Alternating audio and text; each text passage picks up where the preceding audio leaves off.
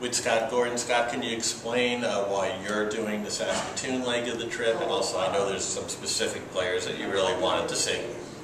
Well, the biggest thing is the players that are coming in new to this year, whether it's a free agent or a prospect, I want to be able to see them firsthand. I also want to give them a supporting cast that allow me to get a fair measure as to where they are and what their game is, and just have a better overall feel of all the players that are new. Are you looking for anything in particular to happen, special teams, anything that you really want to focus on other than the win or the loss? Well, we've spent a significant time on special teams, but also I think the biggest thing is just kind of putting everything together that we talked about over the last 10 days and playing like a team unit of 5 on the ice. And there's going to be mistakes, and I don't know what the results will be, but I think our guys have taken advantage of the time that we've given them to get everything in place, so that hopefully we'll have some results out of these 3 games of 4 leagues. You giving an opportunity to Calvin Don to show what he could do with Mark Stright's absence? Well, he was going to play in the game in Saskatoon anyway.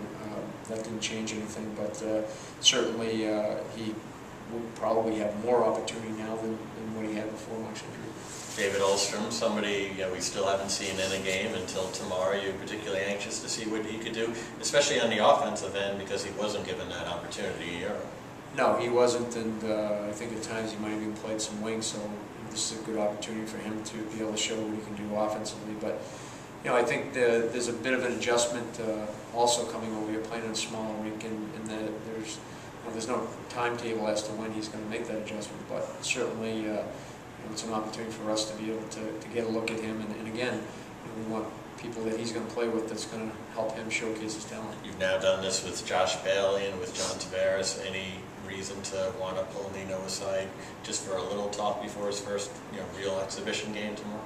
Yeah, there's a couple guys that I think there's a when you're a first-year player and you want to make the team, sometimes you try to do things that really are forcing the issue. And I think right now, for any new player, we know what their offensive abilities are, but we got to know how they're going to play away from the puck. And if you can show that you know where to be positionally and get good reads in all situations, that's going to make any bit of offense that a player has that much easier. If it's all going to be about the offense and you don't get the right reads, you're going to be a detriment to the team defensively, and that's certainly something you want to make sure that the players understand. Final one is a former goalie, and injuries aside, Kevin Poulin, Mikko Koskinen.